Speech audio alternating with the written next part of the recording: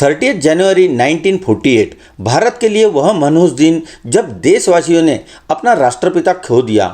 नाथूराम गोडसे ने महात्मा गांधी के सीने में गोली मारकर उनकी हत्या कर दी थी। इस जुर्म में नाथूराम को 15 नवंबर 1949 को फांसी दी गई थी। नाथूराम गोडसे को हिंदू राष्ट्रवाद का कट्टर समर्थक माना जाता है।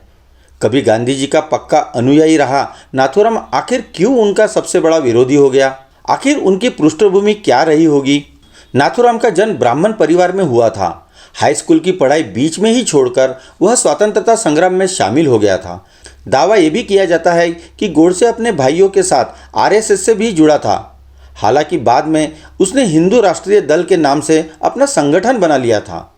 गोडसे की रुचि लेखन में भी थी और वह हिंदू राष्ट्र नाम से अपना अखबार भी निकालता था। इस अखबार के अलावा अन्य अखबारों में भी उनके विचार और लेख प्रकाशित होते थे। महात्मा गांधी अंतर्राष्ट्रीय हिंदी विश्वविद्यालय के नरेश गौतम कहते हैं कि गोडसे शुरू में महात्मा गांधी का पक्का अनुयायी था। गांधी जी ने जब सविनय अवज्ञा आंदोलन शुरू किया था तो उसने बढ़ चढ़कर उसमें हिस्सा लिया था। बाद में उसके दिमाग में यह बात बैठ गई कि गांधी जी ने अपनी आमरण अनशन नीति से हिंदू हितों को अनदेखा किया और इसके बाद से वह गांधी जी के खिलाफ हो गया था।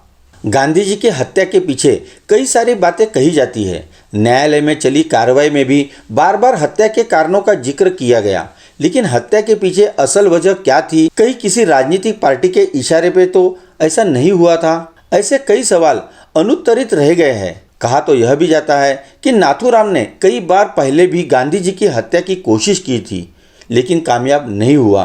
30 जनवरी को आखिरकार वह अपने मकसद में कामयाब हो ही गया। तिलका मांझी भागलपुर विश्वविद्यालय के गांधी विचार विभाग से महात्मा गांधी के सामाजिक योगदान पर शोध कर रहे डॉक्टर सत्यम कहते हैं कि आज़ादी के बाद देश के विभाजन के लिए नाथूराम गांधी जी को जिम्मेदार मानता था। गोडसे को लगता था कि गांधी जी ने ब्रिटिश आलाकमान और मुसलमानों के बीच अपनी अहिंसा और शांति वाली छवि बनाने के चक्कर में देश का बंटवारा होने दिया। गोडसे का मानना था कि तत्कालीन सरकार महात्मा गांधी के दबाव में मुस्लिम तुष्टीकरण के लिए ऐसा कर रही है। गोडसे इस बात पर भी तनाव में था कि कश्मीर समस्या के बावजूद मोहम्मद जिन्ना ने गांधी जी के पाकिस्तान दौरे की सहमति दी है। गांधी जी का मुस्लिमों के प्रति दया भाव से वह नफरत करता था। उसका मानना था कि गांधी जी को हिंदुओं की भावनाओं की परवाह नहीं है। गोडसे ने खुद गांधी जी के बारे में कहा था कि वह एक साधु हो सकते हैं, लेकिन एक अच्छे राजनीतिज्ञ नहीं। गौतम बताते हैं कि गांधी जी की हत्या के पीछे एक तर्क पाकिस्तान को दिए जाने वाले सरकारी कोष के संबंध में भी दिया जाता है।